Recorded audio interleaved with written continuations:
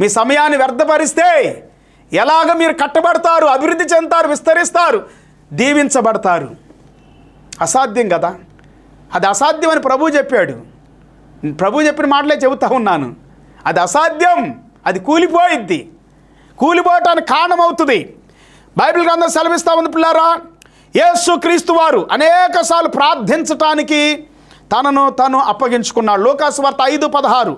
ఆయన ప్రార్థన చేయుటకు అరణ్యంలోనికి వెళ్ళుచూ ఉండెను. ప్రార్థన చేయటం, రాత్రి ప్రార్థన చేసి పగలంతా వాక్యం బోధించేవాడు. అందుకే అపోస్తలులు చెప్పారు, మేము వాక్యం ప్రకటించుట ఎందును ప్రార్థన చేయుట ఎందును ఎడతెగకుండాలి. ఈ ఆహారం పంచడానికి, లోక సంబంధమైన విషయాలకి మాకు ఏమాత్రం కూడా గలిబిలి చేయటానికి, మీరు మమ్మల్ని డిస్టర్బ్ చేయడానికి మా దగ్గరికి రావద్దు. దాని కొరకు వేరే వారిని ఏర్పాటు చేసుకోండి. దేవుని బిడ్డలు, దేవుని సేవకులు దేవునితో గడపాలి, మనుషులతో కాదు పిల్లారా.